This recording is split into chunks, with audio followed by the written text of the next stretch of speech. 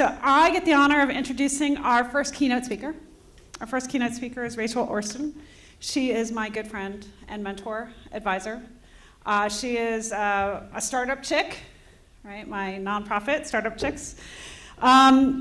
She has excelled in tech leadership, both in large corporations and in startups, right? She's worked for EMC and IBM and Microsoft before that. She's also done a number of startups and had success. She helped grow, she joined the Silverpop team and helped grow Silverpop to acquisition, which is rumored to be of about $270 million acquisition, and she was one of the key leadership team members. And then most recently, she ran a startup called User IQ in Atlanta. That's a customer engagement software package. And in the 18 months that she was CEO of that company grew its ARR 300%. So she is an amazing tech leader, entrepreneur, startup chick, my mentor, my friend, Rachel Orston. Thank you. Thank you.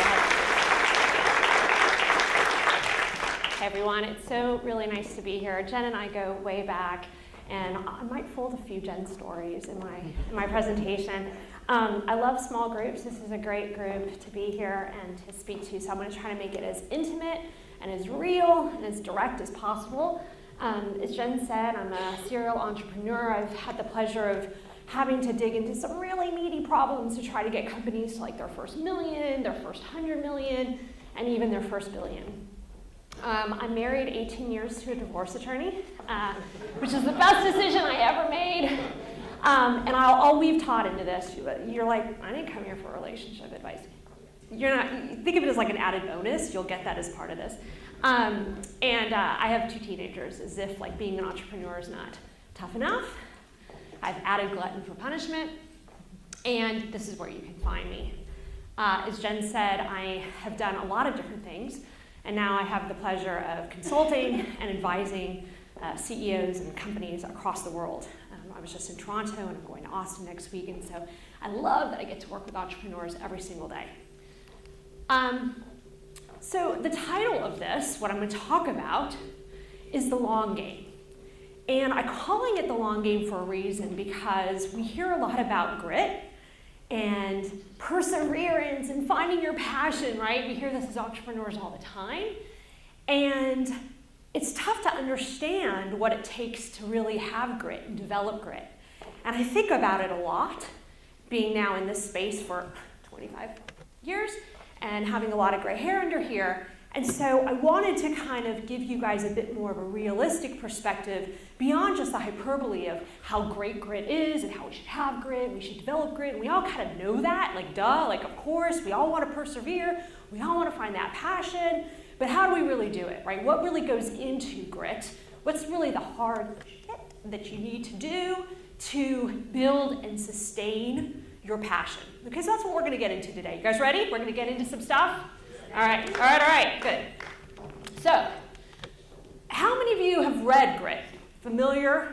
Okay, Angela Duckworth, I'll put some slides up in a minute, but she wrote a book called Grit, it's Passion, Perseverance, and the Science of Success. She writes, grit is about working on something you care about so much that you're willing to stay loyal to it. It's doing what you love, but not just falling in love, but staying in love.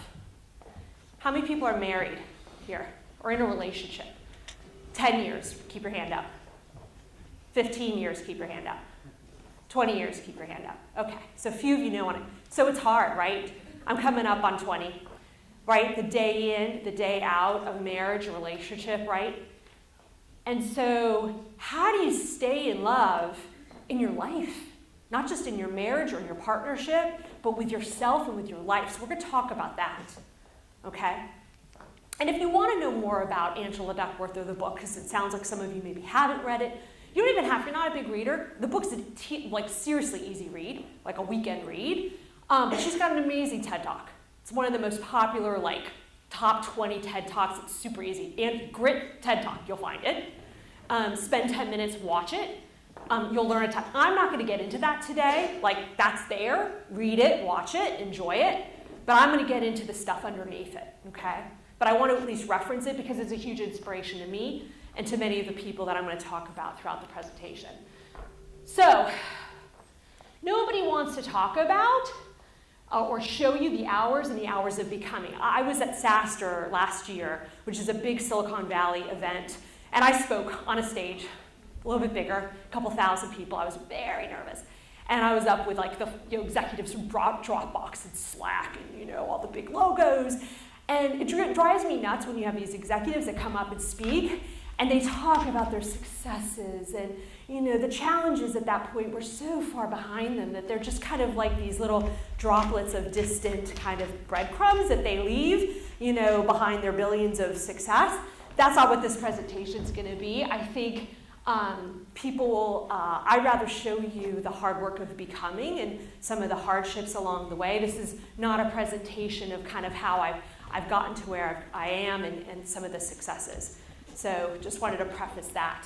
So I'm going to reintroduce myself because I think it would be very easy to talk about a lot of the success that I've had rising to different executive roles, running companies, earning my first million, et cetera, but a lot of my identity, beyond just the fact that I've been a CEO, I've been an executive at some of the biggest companies, I've been fortunate to live a very blessed life. I'm also a recovering people pleaser, negative self-talker, workaholic, and perfectionist. And that's really important to this presentation because kind of like saying you're an alcoholic, once an alcoholic, always an alcoholic, this is part of my recovery and who I am, and a lot of what's helped me build and sustain grit throughout my journey, and continues to be today. So I wanted to kind of reintroduce myself as that person because you're going to see some of that come out in some of the things that I talk about. So we're going to unpack grit a little bit over the next 40 minutes, and I've kind of developed a little bit of a formula with the help of other CEOs. So I have a coach and mentor. His name is Bob Lewis. He works with great CEOs as well, like Ben Chestnut at MailChimp or Kyle Porter at SalesLoft, my dear friend Eric Spett at Terminus. And through my work with Bob over the years, he kind of opened me up to this idea of the 6 Ps. Now, I call it the 6 Ps, but they stand for purpose, passion, preferences, proficiency, personal needs, a picture of success. 6 Ps. We're going to go through them all, but they're important because in my world and in my life and in some of the hardships I've had, the 6 Ps are what has developed the stamina and energy I have to persevere and make some really tough choices around who I am and what I stand for. Okay? And we're going to talk about each one of them. So first, let's get into purpose. Okay? When we talk about grit, when we talk about this idea that we need to persevere, develop our passion, continue on in our outlast, one of the biggest challenges that underpins all of it is, what do we stand for? What is our purpose? Are we even chasing the wrong thing? Okay? Are we in jobs right now? Are you in roles right now? That's not your calling. That's not what you want to do. And so, one of the big things I learned early on in my career is that success without fulfillment is failure. Success without fulfillment is failure. And I'll explain that to you in a couple ways, because when it comes to purpose, one of the most important things you can do in your life is what I call take the call. Take the call. What does it mean to take the call? Well, you'll know, because there's going to be moments in your life where you're going to have like an aha moment. You're going to say, things need to change. Things need to change for me. I had several calls in my life. The first one came when I was super young. I was just starting out my career. And I see some of you maybe, how many of you are students right now or recent grads? Okay, so you can relate to this story. I was high school editor-in-chief of my paper. I wanted to be the next Christiane Amanpour. And I got accepted to Northwestern, Medill School of Journalism. I graduated top of my class. When Ted Turner was running Turner Broadcasting, this is many years ago, before AOL, before Time Warner, before all of that stuff, Ted had a program where he would take 5 people from across the country, and you could work for him directly and rotate through all the different units of Turner. I was one of those 5 people. I flew to Atlanta in '94. That's what brought me there. And you would have thought I was like a kid in a candy. It couldn't get much better than that, right? Journalism major, top of my class. Now I'm at CNN working for Ted Turner. Like, what else is there, right? So, and I don't know, maybe 20. And I'm doing the work, and I'm working for one of his executives, and I'm hearing about this internet thing. And I'm like, I really think this is going to be something. Like, I think I want to do this. And I had all these opportunities to do broadcasts and go down the CNN path. And at the end of this program, it was a year-long program, I took a really hard call. And I remember calling my folks, and I said, I'm not going to do broadcast journalism. And there was like silence on the phone, and they said, well, what do you mean? I said, yeah, Ted's starting this online thing, and I think I'm going to do that. And there was like dead silence. And my dad was like, I don't understand. Like, you're going to go do CNN? I'm like, no, I'm not. I'm going to go do this Cartoon Network online. He's like, cartoons? Like, what? Like, just, like we're coming. We're going to come to Atlanta and visit you. We're going to talk. We're going to talk. Don't do anything. Don't make any decisions. Don't make any decisions. We're coming. So my parents came, and they tried to talk me out of it, and they're like, we've invested so much. And it was done in the thing of like, not like we've invested in you. Like, we're here, we love you, we want to support your dream. This has been your dream. And I'm like, I don't know that it's my dream anymore. You know, I think I want to do. So it was a really tough choice, and it cost me the relationship with my dad to this day. I took a left turn, and I went into online media, and I think he was devastated. I think he even told me many years later, like, I think you didn't fulfill your potential. And that's always been super hard. But you know what?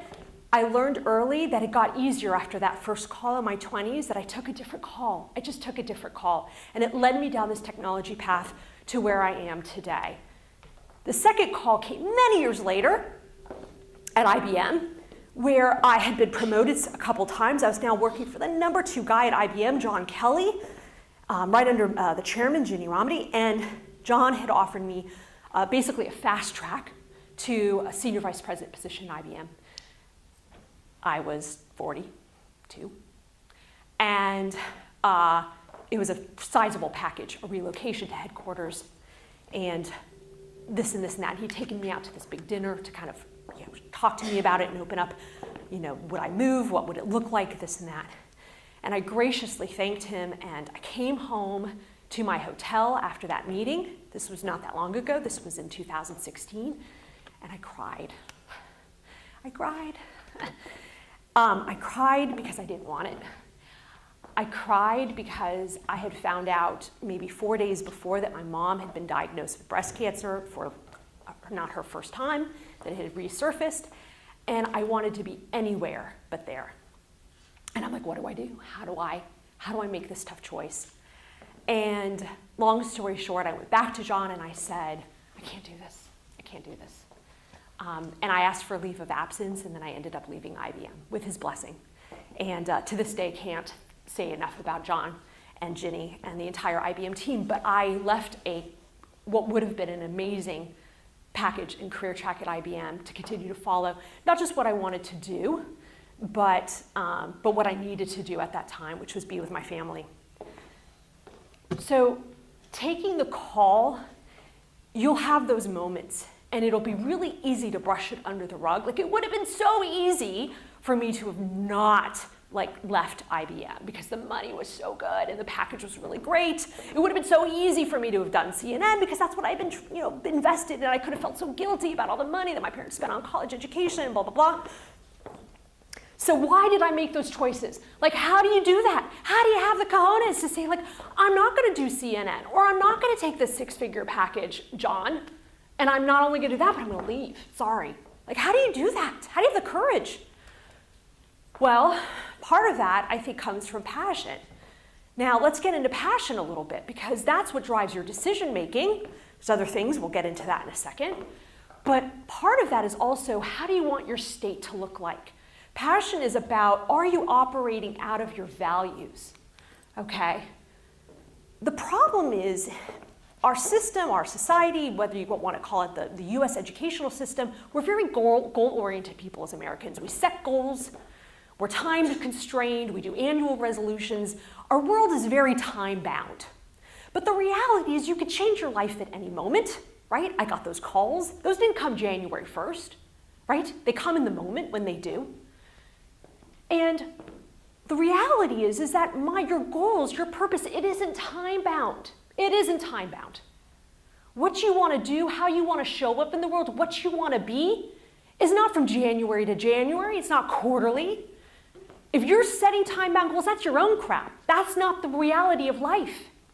And so my goals were not time-bound. So when John offered me this huge package, it wasn't really, like that was great, but that wasn't my goal. My goal was much longer than that. And so if life is more a flow, a more of a day-to-day, then what routes us in the ups and downs? How do we get past the offers, the bypasses, the decision-making, right? How do we manage that flow of decision-making? Well, a lot of it, in my experience, comes from values. It comes from the values of who you want to be and how you want to show up are really what ends up anchoring you in those tough times. It's what ends up anchoring you. My values have been my anchor throughout a lot of this. But what's interesting is I think a lot of people don't know their values. I think we don't know our values.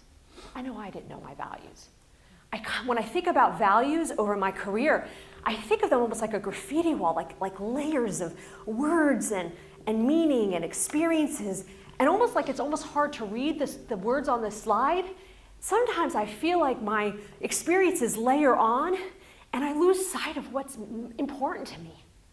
I sometimes lose sight of what matters, and I think as human beings, especially entrepreneurs, because we're all about action, we're all about momentum, we're all about movement, we're all about starting stuff, that we get into the motion of things, and things start to layer on, and experiences start to happen, and we don't take the time to really step back and say, what does that mean to us? What are our values? What do we take away from that?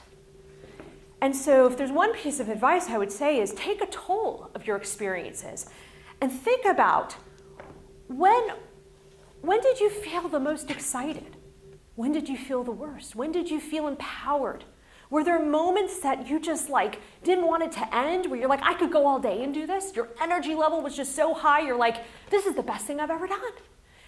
And are there moments where you just feel completely depleted and you're like, this is awful, I want to be anywhere but here, right? Taking a toll of those experiences start to really bring into what matters to me? How do I want to show up? When am I my best? When am I not? And so it's really important to separate values versus goals. We collapse them. We think they're the same. They're not. They're not. And by the way, I'm not saying you shouldn't set goals. I'm not saying you shouldn't be focused and goal-oriented. I'm just simply saying don't get caught up that goals equal values and that your bigger purpose is a goal, because it's not. It's not. As you continue, if you've been doing this long enough, goals come and go, deadlines come and pass. Your bigger purpose, your values, those should transcend you and again, anchor you through those goals, through those experiences. So purpose and passion, purpose is really why do I exist, right? So this is my purpose. I just happen, and I'm big on writing it down. And so if there's one thing I can encourage you coming out of something like this is think about your purpose. I started writing down my purpose in 2012, and I rewrite it. I revisit it every year. Is my purpose still the same? Am I still aligned with my purpose? And then how do I want to exist, right? When am I the most passionate, and when am I the least passionate? And I write these things down because it anchors me and reminds me of where do I want to be and why. When those times do get hard, when the offers do come, and the decision-making has to happen, right? When those calls come in, and they will, and they're going to come in for all of you. They probably have. We can be right for the world, or we can be right for ourselves. So I go back to my dad, right? People have expectations for you. They want you to fulfill certain potentials, right? I grew up in the 80s where I went to an all-girls school out in Los Angeles where I was told I could be anything, right? I could be anything, right? And all my parents wanted me to do was fulfill my potential. But let's not make any mistakes. They had some very specific views of what that potential could be. And that's okay. And that's okay, but it wasn't mine, right? And I bet you guys, if you're parents or you have parents, you know what I'm talking about, right? There's what you want to do, and then there's what other people expect you to do. And those are incredibly hard to reconcile. And oftentimes, in my opinion, they're one of the biggest things that get in the way of grit. They're getting them because it stops you because, and especially me, let's go back to my introduction, right? I'm a people pleaser. I don't want to disappoint people. I don't want to let people down. So putting myself and my own needs above others is really hard for me to do because I don't like to upset people. I'm not confrontational. I want people to be happy. I'm in the service business. My expertise is customer experience and success. It's what I do. So you can imagine the conflict of that's my passion, customer success and experience, people pleaser. Like, how do you reconcile that? It's really hard. So there's a misalignment. There's a misalignment, right?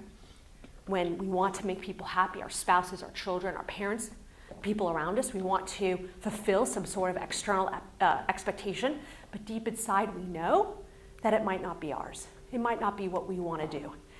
And I've seen that show up in physical stress. I've seen that show up in broken marriages. We'll talk about that. I told you I'd bring my husband up in a little bit. But we see that misalignment. And I think it's important that we talk about it because these are the conversations we don't have. We don't talk about these things enough. And that's why I'm here. When Jen asked me to speak, I was like, oh yeah, I'll come. I'll drive 4 hours from Atlanta. We'll have this conversation. So again, a lot of times what's really in the way of grit and why it's so easy to talk about perseverance and passion and read the book and watch the TED Talk, that's all great. But what really gets in the way, in my opinion, of sustaining grit is this fear that we have of living to other people's expectations, caring, being afraid to fail, right? All those things get wrapped up in our world and it keeps us from doing what we want to do. I think, is it Eric? Is Eric in here speaking on failure later at the end? I don't know if he's in here. We've got a presentation too on fear. Is it Ashley and Nate? Ashley and Nate? Ah, awesome. You guys you're right after me, right? So we're going to talk about fear. I love it. We're going to get more into. We'll unpack it. You'll unpack it for me, okay? Because I'm not going to. Okay, cool. All right. But here's the thing, right? How do we develop the skills to combat this? So if you're like, I get it, Rachel. Yeah, you're right, and I probably can check some of these points up here. So what do I do about it? Okay. Well, you have a choice. It's a mindset. It's a perspective. You could choose to have fear. You could choose not to have fear. You could choose to want to live up to your parents' expectations or your spouse's or somebody else's, or you could choose your own, right? It always comes down to a choice. You always have a choice. I've learned that early on. You always have a choice. You can't choose what you were born into. You can't choose your race. You can't choose certain things, right? You could be born into poverty. You could be born into privilege. But you can always choose your mindset. You can always choose your attitude. They say that grit increases with age. So this came from Angela's research, that you get grit over time. I kind of buy into that. I'm hovering on this end of the spectrum now. Some of you are laughing because are you looking for you on the board or? Yeah. So I think it goes into the other lens of, is passion found or developed? Is passion found? We talk about finding your passion. I'll find it. Like I've never just opened it up as a gift or like it arrived from Amazon Prime. I don't know, finding your passion or developing it. I think that if you go into it with the mindset that passion's not just going to show up, it's not just going to arrive one day, it develops over decades and years of practice and preparation and experiences and exposing yourself to different skill acquisition. So I think one of the biggest mindset shifts I could give you that will get out of that weight of goal setting and putting pressure on yourself is you might not know what your passion is, and that's perfectly fine. As a matter of fact, especially if you're the ones that raised your hands and you're still at school, you probably don't. You might have some ideas. But passion isn't found, it is developed. And so what you need to do is start to get out there and build the skills and build and acquire the experiences necessary to really fulfill and see, is this my passion or is it not? Now, I could have gone down this, so let's go back to my Turner experience.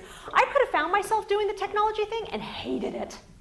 And I could have gone back to broadcast. Now, it might have been a little bit harder, but I could have done that. But I didn't. I found it, I went, and I loved it.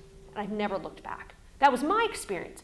But I've seen plenty of people acquire and get into it and put themselves into action and motion only to find out, this isn't what I want to do. Fantastic. But the point is, put yourself in motion Don't wait for it to be found. Don't think it's going to arrive in some big moment. It's not one moment. It's just this series of moments. And again, don't be paralyzed. Action over inaction is the most important thing. Putting your body, being here, like coming to this conference and saying, you know what, I'm going to spend my Friday with people, with like-minded folks. I'm going to put myself in sessions and opportunities to meet and learn things. All of you are doing that with the goal, hopefully, to better understand yourself and understand your purpose and passion, right? So let's talk about the third P, preferences. Again, I want to talk about the real hard stuff that gets in the way of grit, that gets in the way of us finding our purpose and our passion, our needs versus our wants. So I say it's your hierarchy, choose wisely. We all have needs, we all have wants, and lots of times that inner psychology gets in the way also of our decision making. I have a friend who is fanatical about being on time. Like literally we make dates and I know if I'm a minute late, it's gonna like ruin the whole dinner. She gets like it drives me nuts to the point where, it's a longer story. But she has this thing about being on time. Now I get it, I get it. But I also think that for her, certainty matters. When you're a type of person that values things starting on time, you value safety, you value certainty. You value knowing that that person's going to be there when they said they were going to be there. So my girlfriend Laura, high importance placed on safety and certainty. That matters to her. Fine. But you might also have, if safety is really your hierarchy of need, that might mean consistent salary, compensation, predictability, right? I value that. It might be harder for you to put yourself in unknown, uncertain environments, right? Or you might really value belonging and being needed and being part of a group. And so again, the recognition, the belonging, how family sees you, your identity might be higher on the scale. Don't be mistaken, the Maslow's hierarchy of needs, this plays a role in your life. This is happening all the time in your background, in your narrative. Security, belonging, connection, safety, or personal growth. Personal growth and fulfillment, right? I care about growing. I'm a human becoming, not a human being. I'm evolving, I'm growing, I'm learning. Failure's okay, experiences matter, moments matter, skill acquisition matters. That's at the top of my pyramid, right? But I think one of the biggest things I would push you guys to be very real with yourselves is, what's my hierarchy of needs? Where do I get stuck in those needs? What need tends to take the dominant position? Is my comfort zone, is my blanket security and predictability? I need that. Is my comfort zone belonging and identity and being liked? What are those basic needs that I need to have that I find kind of take over, that narrative that take over when I'm not being true to really what I want to do? Okay? Because preferences matter. And sometimes you have to write those down and really take a hard look at this and say, do I need to reorder my hierarchy? If I really looked at my hierarchy today, what's at the top and what's at the bottom? And where do I fall? Okay? And so I obviously think that if you want to build grit and you want to persevere, you got to look at that hierarchy and you've got to adapt. You've got to be willing to say, you know what? Security and predictability is playing too much of a role in my life today. I need to make some major changes. I have some incapabilities. I do have some limitations. Maybe I do give a really big crap what people think, and that's keeping me in a narrative of pursuing things because I'm so worried about failing or somebody criticizing me that I stop myself from going into hard places and really putting myself out there, right? That might be one story. But I would say to you that to really get gritty, the first steps is confronting this. Confronting yourself, confronting those limitations, confronting your constraints. See those incapabilities. See your own hierarchy. See what's going on inside. And switching your narrative.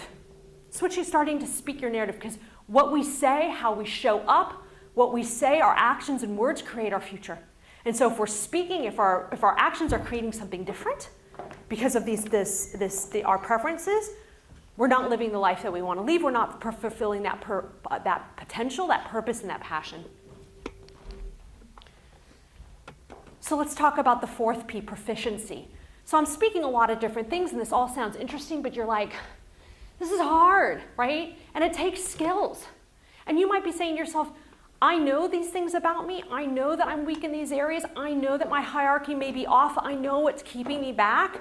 But what do I do about it? And how do I fix it, right? And I would say, do you have the right skills? And you might not. I didn't. I did not have the skills. So it's a good example.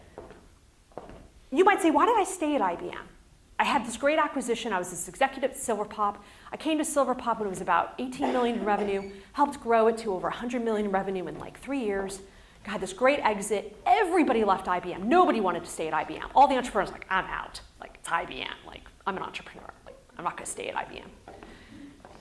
And I'm like, I want to stay at IBM. And they're like, what the F? Like, why? Like, you could go work for any big startup right now. Like, why do you want to hang out at IBM for 2 more years? Now, granted, there was a check waiting for me at the end of those 2 years, but it wasn't just the money. I said, you know, there are skills that I wanted to acquire while I was at IBM that aligned with my purpose and what I wanted to do. I said, there's 2 things. I said, I don't have international exposure. I wanted to travel. I wanted to understand different cultures. I wanted to understand different cities. I felt very US constrained in my experience, and I wanted to get out there and see the world. So I used IBM. I leveraged my IBM. I said, in the 2 years that I stay with IBM, I'm going to turn it into the best experience of my life. Little did I know I was going to get promoted and be offered that amazing package in the process. But I ended up opening up offices for Silverpop in Dubai, in Shanghai, in Tokyo, in South America, in Colombia. And it was amazing. I just got to immerse myself for weeks at a time in different cultures and meet people from different cities. And the cost was I didn't see my family for a year, but the experience and the skill acquisition was incredible. And my family knew what we were doing. We went into it open-eyed. My family knew I was going to be spending a lot of time out of the house, and it was a great experience. The other thing is I wanted to get in artificial intelligence. And I told them, I said, if I'm going to stay, I want to go work in Watson. I didn't know shit about artificial intelligence. I didn't know anything. I didn't know what Watson even was. And many of you probably don't. And when I talk to people, they're like, I don't know what Watson is. And I wanted to do that. And so I stayed my 2 years because I wanted the skill acquisition. It wasn't necessarily my goal was longer term. I didn't have a goal to become a big executive at IBM. That wasn't like, I wasn't trying to work the corporate ladder. I was like, you know what, I'm going to do this and I'm going to build the skills because I knew that there were skills that I wanted to acquire that I just didn't have. Now I know a crap load more about artificial intelligence than I ever possibly could know. And now I've traveled the world and I feel like I can relate to people in cultures and in environments that I never did before. And I did that all because of the support from IBM. The other big thing is I took design thinking classes in their Orston Center. And I could go on and on and on. My IBM experience was immense, but I went into it knowing that I wanted to acquire skills. And one of the biggest things I could say to you is, if you are weak in skills right now, put yourself in places where you can acquire them. You may not be making money, you may be interning, you may not be paid very well, right? Money, dollars can be spent, right? $1 earned, $1 goes, unless you're like an amazing, unless you're Warren Buffett, you can invest like crazy, you could take $1 and turn, I have friends that are actually magicians when it comes to that. I'm envious because I'm not the best investor. I can't take $1 and turn it into like, thousands. That's not my skill set. But I do believe in my heart $1 can be spent, but skills, relationships, those go on forever. Those will serve you over and over and over and over and over again in your life.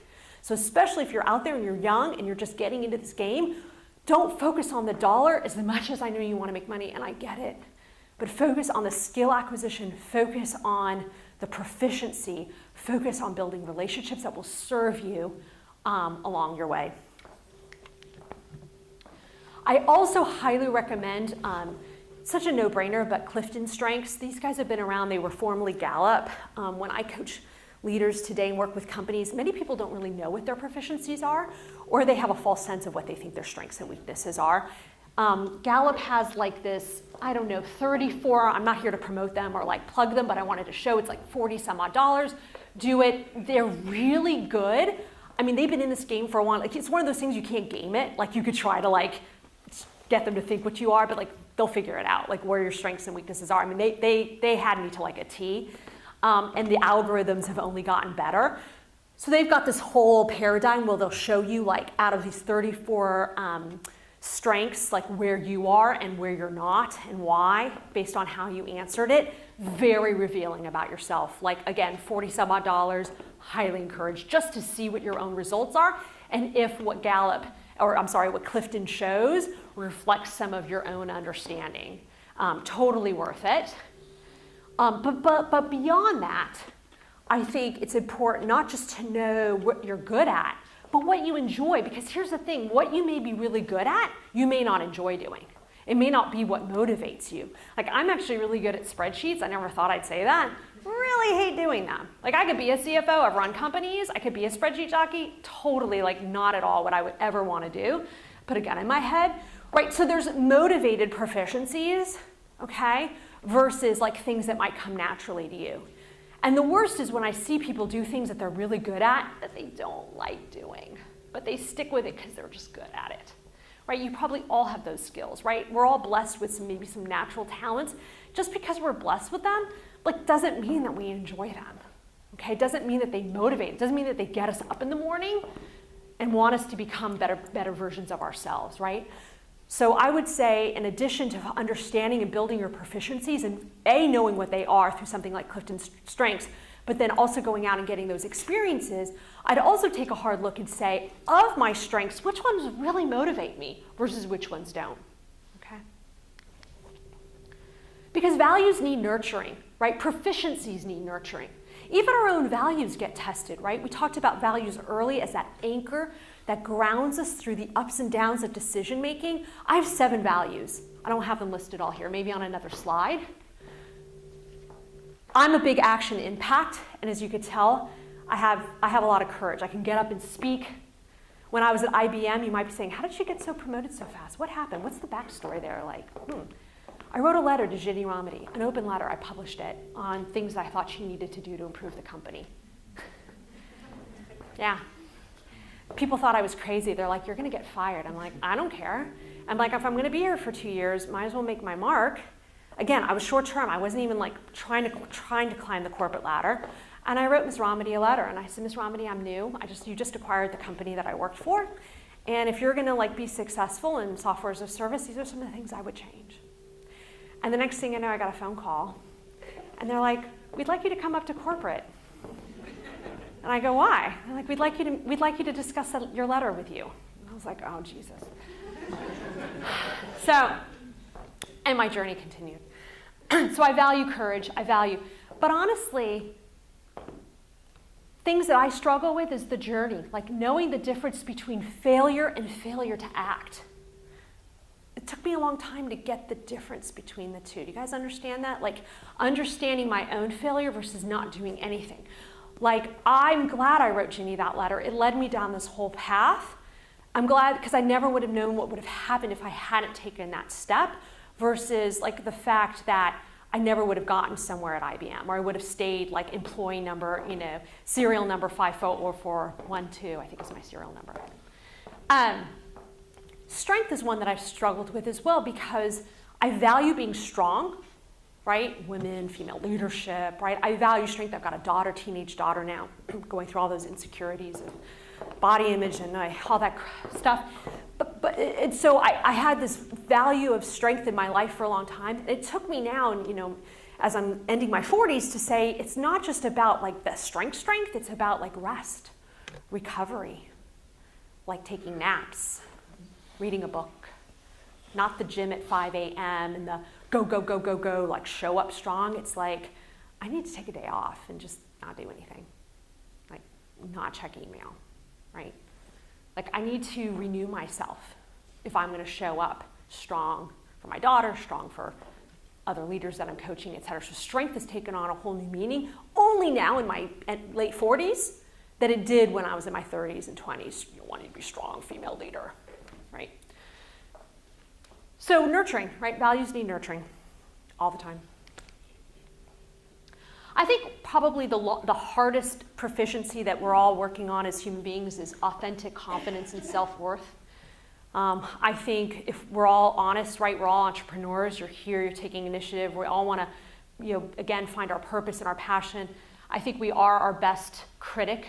I think we need to kill that inner critic be more open to being wrong. One thing I started doing that was advice to me by Kyle Porter at Sales Loft is he said, Rachel, do you have like a best hits list, like your own best hits list is what he called it. I said, what do you mean? He's like, I'm not talking about your accomplishments, but like times, like do you keep a journal of times when you've really like made an impact in your kids' lives, or just small moments that really, where you felt you were your best self? And I said, no. He goes, you need to start doing that.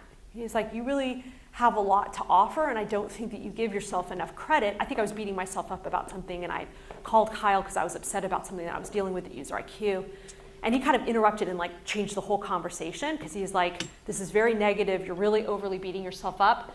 Create your best self list. I think as entrepreneurs, again, killing that inner critic, being negative, we don't take the time to document all the positive things that are going on, the small moments, the small wins, what I call the best hits list.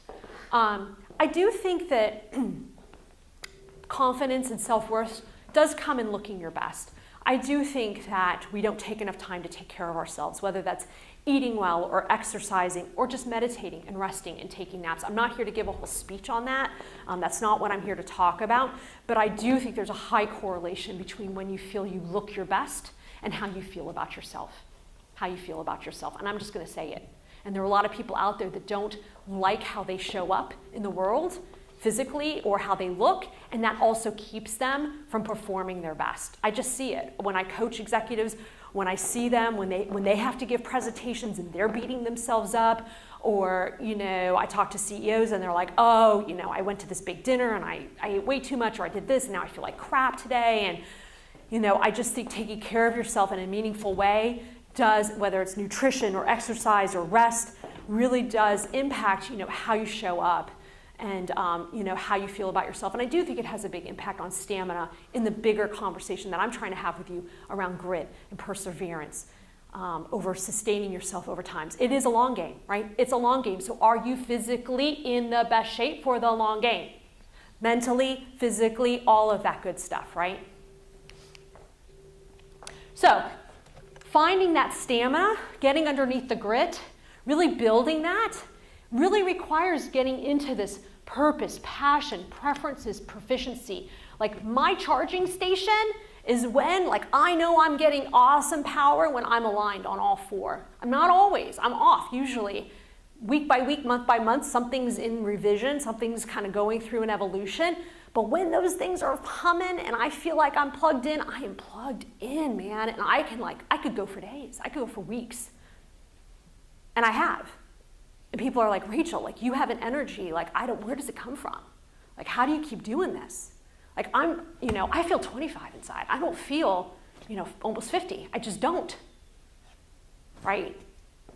But people ask me, where do you get it? I'm like, I don't get it from smoothies. I get it from this, right? We also have personal needs. So I'm going to talk about P's 5 and 6 for a minute, because many of you may not want to start your own business. You may thrive in team environments. Many of you probably work in companies today, and your goals aren't necessarily to be your own boss or create your own thing. You might just want to make an impact where you are, in the environment that you are, in the place that you are, in the city that you are, in the community that you are. So personal needs are really important. And the top things that I think kill is when your personal needs don't match with your environment or even your relationship. So I'm going to bring my husband back in. I told you I would, the divorce attorney. One of the big things that kill a relationship faster, and you might think it's cheating. Todd's been doing this for 20 years. What's the top divorce? Cheaters, drug dependent, all those things. Again, the way I'm telling you, the number one reason why people get divorced, money. Money, money, money, money, money. Why? Because people get married, they have different expectations of what they want in life, right? We talk about living other people's expectations versus your own. Spouse wants you to do X, maybe spouse doesn't want to work, spouse wants you to do Y, conflict, conflict, conflict, conflict, resentment, resentment, right? So it's really important that in this conversation that I'm having with you about values, that you match that against your spouse or your partner or whoever you're in a relationship with or who you're with or who you surround yourself with. Are you with people that share the same stuff? Or is there misalignment there? Because your personal needs may be very different than your partner's personal needs, like security or money or compensation or time off. Like these are the big things that can really hurt you. And lastly, I would say picture of success. Like, is the work you're doing today supporting and nurturing your long-term potential? And you guys are either working in environments today that are totally nurturing your skills or they're not. And you have to, I can't answer that question for you, but I think you have to picture your long-term success, picture what it might look like, and really ask myself, am I in the best place today to really nurture my passion? And I've asked, like when I coach people, I've had CEOs leave positions. I'm no longer at User IQ. By any measure, it was a great success. As Jen said, we've grown it. It was a great thing. It was not a fit for my picture of success. And 2 years in, I had brought the company to a great spot. Investors were thrilled. Everyone's happy. I needed to do something else. It was not my picture of success. It just wasn't. Fit isn't right or wrong. Good or bad, fit just is. Fit just is. You either have fit or you don't. Again, fit isn't right or wrong. Fit isn't good or bad. Fit just is. It just is. I wasn't a fit anymore where I wanted to be at User IQ. Okay. And I think it's also important when you're picturing your success, like who's in the picture with you? Right? Who's in there with you? Like, and I'm not just talking because you tend to take on the personalities of, what do they say, like the 5 people you hang around with the most. Like, take a hard look at the people you hang with, or even like the people you follow on social media, etc. Are they aligned with your purpose and passion and goals or not? Are they draining you? Are they taking you away? Are they distracting you from the things that you know really matter or not? Like, who's in the picture? Who's in the picture with you? And lastly, I think big changes come with small habits. You know, I have learned, again, back to this idea of rest and what strength really means and slowing down. If you're always racing to the next moment, what happens to the one that you're in? And so I am a big Panda Planner fan, if you guys use Panda Planner. But starting some small rituals in your life, like I'm a 5 a.m. waker, I keep a journal. I review how I'm feeling. I check in with my emotions. I check in with my priorities. How am I feeling today? Did I have any big wins? I was very uncomfortable, like reviewing my wins. Like I didn't do anything today. I did 5 things. Like, I don't know if those are wins. But like rewarding myself and actually writing down what went well and getting into that habit because I'm such a tough critic. Like getting into practices, I highly encourage slowing down for those of you that want to get into more of a present mindfulness state of getting to grit and understanding it. Like all the things I've just talked about, if there's one thing I could leave you with is like start a journal. I don't give a crap if it's Panda or not. Like I just happen to show that. That's what I use. But like blank notebook and just start every day journaling like what is my purpose? Do I have some values? What do I think I have? What do I think I don't have? My proficiencies. Did I win today? Did I do something great? Did I not? How am I going to improve the next day? 10 minutes, just start that ritual. It's huge. And I go back sometimes and look at back pages and see where I am today versus what was I thinking a year ago? Like, what was my mindset back then? How have I evolved? Super helpful. And the last I would say is just be more intentional, because grit is being intentional. It's not, again, you don't just like run into it. You have to really be intentional. If you want to build grit, if you want to build stamina, all those things I just talked about requires you to actually be thoughtful. This is actually a real picture. This is over down on 30A, and I go paddleboarding on that lake. And I'll just sit out there and think about where am I and do a lot more reflection than I ever have. And I think those things are really important because so much of building grit and stamina is there's a level of intentionality in it. You have to sometimes take the break, take the pause, and really say, am I being intentional with my life? Am I taking the time to really think critically about where I am and where I want to be? So we're going to wrap up here. Sometimes you're going to have to stop some things, and that'll be really scary too. You're going to have to stop, and sometimes starting new things are going to require you to say no and stop others. So you're going to have to maybe take some things off your list. And those are hard. Those are going to be some hard choices. I do have time for one quick video, if Corbin could tee it up, and then we'll wrap it up, and I'll take some questions on those 6 Ps. But I would only say, too, that like if your voice isn't strong enough to kind of serve you, like if you feel sometimes me coming up and saying it, and then you go away, and all those other self-doubts or things fill your head, There's great speakers like Tom Bilyeu and others. When I was at my lowest point, or when I felt like I couldn't figure out what I wanted to do, I'd listen to Tom in my head all the time, and I'd hear him talk to me and give me the strength. So I wanted to share Tom with you because Tom's been my voice when I couldn't speak for myself. So Corbin, are we able to tee up Tom? All right, let's do it. Everybody wants to be successful, but virtually nobody understands that success is a path. It's a process. It's not a finish line. It's not something that you do once and then you finish. It is literally the systematic acquisition of skills. And as Scott Adams said, every skill you acquire doubles your odds of success. And that's it. That's the secret. If you really want to do something in your life, if you really want to be great, if you want to smash it, if you want to be remembered, the key is to acquire as many skills as you can, because everything you bring into your world gives you an exponentially greater chance of winning, of doing the thing that you want to do. You have to be totally focused and committed on gaining those skills. And as The Rock pointed out, success at anything will always come down to this: focus and effort. And we control both. Once you understand that that's what you have to do, you have to get control of yourself. You have to stay focused on something. You have to learn the discipline and apply it on your path to success to acquire the skills that you want to acquire. That it is going to demand of you that you work harder, you work smarter, and you work longer than anybody else. And that's the fucking secret. There really is no grand mystery. If you want to be successful, if you want to do something other people can't do, then you have to become capable of the extraordinary. You have to become capable of doing something that other people can't. And that is the best possible news I could give you.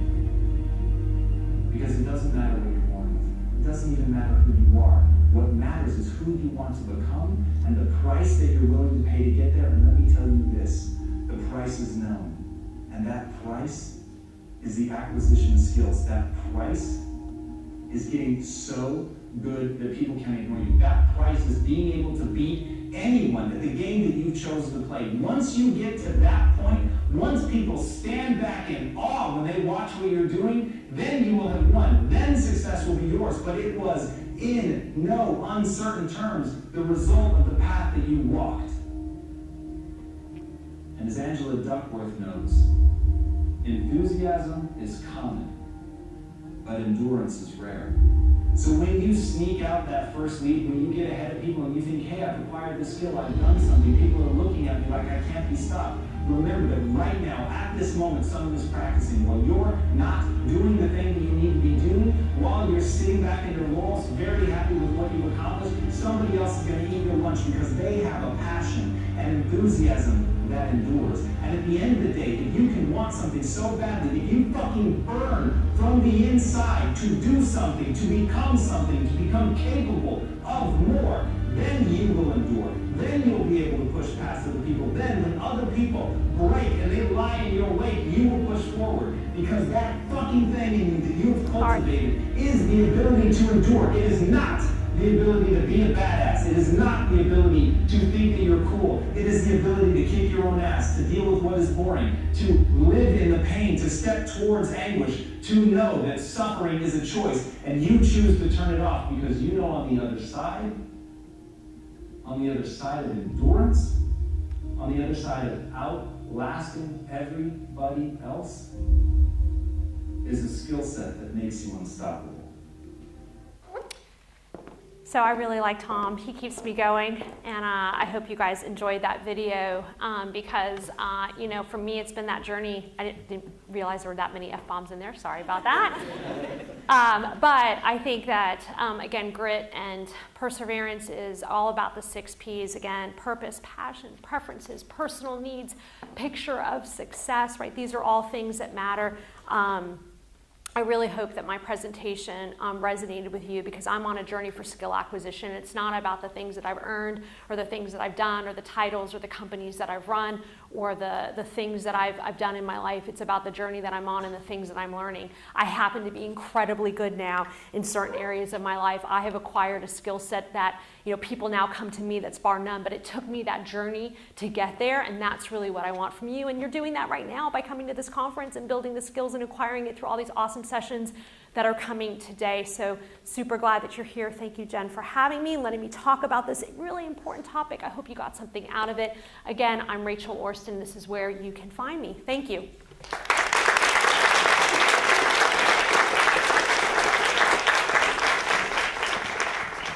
We have time for a couple questions if anybody has any. Courage. Let's test it. Not all at once. Phil, yes. Great presentation. Very inspiring, very informative. I suspect at your age, and certainly at my age, as you think back on your life, Yeah. you've sort of gained new insights about the framework and The where 6 you Ps. stand. Yeah. So I'm curious, if you think back in your 20s, 30s, Yeah. 40s, which of these things did you sort of accumulate as you got to each point in your life? I think proficiencies, definitely. I was more intentional about proficiencies, but I had to be intentional about it. I knew what... Now or early? Early. And that's why I'm so passionate about coming in and talking to folks younger in their career about not getting caught up. I see too many young people being all about the promotion and the money. I mean, I've got folks that worked for me that, a year in, they're like, when am I going to get a promotion? I'm like, it's not about the promotion. It's not about the title. It's about, are you acquiring the skills? I ask, what are you learning? What are you not learning? So I think that's something that I was very smart that I learned early on was acquisition of skills. I didn't call it that. I mean, I'm able to now come and talk about it, but I had and there were times where Todd and I, we didn't have enough money for groceries. I mean, there were days where we had no money, but I was aligned with somebody who had the same values as me. That's where preferences come in, because if Todd wanted to have a certain quality of life, if money mattered back then when we, I would have made different choices. Does that make sense? So I think personal needs was also very aligned back then. I've also seen young people make a lot of money early on and they acquire material things, and then they're in a trap of a lifestyle that keeps them from learning, because then the money takes over the personal development and they're stuck. And they're stuck because they've enjoyed so many nice things so early on. Does that make sense? Yeah. Good question. Yeah.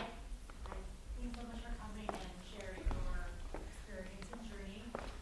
I've seen a lot of entrepreneurs that are successful, such as yourself, that kind of speak negatively of their workaholicness and Yeah. Hi. Let's speak kind of negatively about being a people pleaser, workaholic, perfectionist. Don't you think that also is part of your drive and what has made you successful? I'm kind of the opposite of those things. I'm as lazy as possible to do the least amount of work possible. And I definitely see that in other people that I admire and that are successful. They have that kind of innate drive that pushes them forward, and I kind of attribute it to those elements in a lot of ways. Yeah, I think it is a huge part of my identity and who I am. So I'm public about it. I do think it helps you, but I think it's all mindset and how you frame it. So rather than me saying, like I used to be saying, I suck at this or I suck at that, I frame it as I'm learning, I'm developing, I'm growing. I will say that drive does matter, and that's where you have to go back and find that, because I will tell you that if you're feeling that way right now and you're not feeling like you have that drive and that necessarily that, I find that what will happen is if you find your passion and your purpose, do you feel like you have that yet? yeah, no, I'm being dramatic. Yeah. Generally I'm much more, I guess I would say, I try to be as efficient as possible, so I'm not always looking to do the most perfect work, but I'll do. Yeah. I think the best way to frame it, and I think what I would say, whether you're self-critic or not, is be competitive with yourself. I would say I've turned a lot of my negative feelings and self-critic as I'm competitive and I'm okay with that. I want to win. I'm deeply competitive, but I'm not competitive with everybody else around me. I've turned a lot of the things around me that the only competitor is me. It's me versus me every day. And so I've been able to take some of those negative things and take that drive, that competitive spirit, more against always being competitive with myself. But I do think it matters. And I would say that find that competition, like find that competitive spirit, like believe that you're always trying to be a better version of yourself. It does make a big difference. And if you see people that, I mean, I don't know how I would function a different way. So I appreciate you noting it. I don't know that you don't have to have it, but I think of all of them, be competitive. Want to win. If not beating other people, just be the best of yourself, like compete with yourself all the time. That's very healthy, in my opinion. I don't know if that answered that, but yeah. Hey, I'm curious about how quick is your switch? When you spoke about writing to Ginny? executive at your Yeah. company, or okay, thank you. Hey, I'm asking how quick your decision switch is, because one of the things that stuck out in the presentation was the idea of action over anxiety. Yeah. And I think a lot of us might be inspired to do a thing, but the time that it takes from getting the idea to actually executing the idea, I think that's something that can be exercised. But I'm just wondering, how quickly do you go from I have an idea to executing your idea? Very fast, very fast. I keep a journal next to my bed. I have a lighted pen, so I don't wake up my husband. When I write down ideas, and I move. In the letter to Ginny, I showed it to Bill Nussey, who's my mentor, was an investor in User IQ, the CEO of Silverpop. He thought I was nuts. What Bill won't tell you is he did his own letter after I did mine. This is a separate story. He was like, I don't think you should send it. He's like, I think it's good that you wrote it. You wrote it for yourself. Don't send it. And I said, I'm going to send it. I sat on it for a few days. I shared it with a few people. I'd say almost all of them told me not to do it. They said, you're either going to get laughed at, or worst case, they're going to see you as disgruntled and that you don't believe in the company, and they're probably going to fire you. But I moved into action. After I wrote the letter, I sat on it for about a week, and then I sent it. That dinner I had with John Kelly, where he offered me a multi-six-figure package and relocation and a higher role, I went back the next day and asked for a leave of absence. I cried all night. I spoke to my husband. I went back into his office. I wasn't going to leave New York without telling him that I couldn't take the job. And I was done. And he supported me. He said, do what you need to do. And I took a leave, right, literally within 24 hours. So I'm a big, quick action person. That's me. Because sometimes you just got to do it. And it gets easier. It gets easier over time. What? That's courage. Courage, yeah, it's a value. I value courage, yeah. It's aligned with my values, yeah. We'll do one more. And Good question. Had his hand up for a while. Who has, oh, I'm sorry. Perseverance. That's right. You talked a lot about mentors and that you've had several over the years. Yeah. I think a lot of people early in their career have a hard time figuring out how to find one. So can you talk a little bit about how you found mentors, or they found you? Yeah, it was a combination of both. They found me. So Bill and I've done 3 companies together, and we can't stop working with each other. And now I would say he would probably say I'm a mentor to him as well. It's reciprocal, but that took years, and we've been in this game for 20 years. Bill Nussey, former CEO, he's now starting Solar Innovations. He's going to change the whole solar landscape.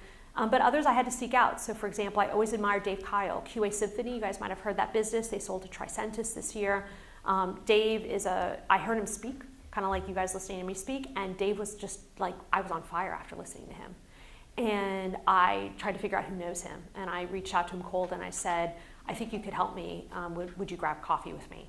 And Dave is a mentor. Very different than Bill. So the other idea I would say is when you get mentors for certain things, like Bill, very engineering focused, very technical. Bill's very introverted. I go to Bill for certain things because I know Bill's sweet spot. Dave, very cut to the chase, finance, sales, transactional, negotiation. When I'm doing something that requires that level of skill, I'll call Dave.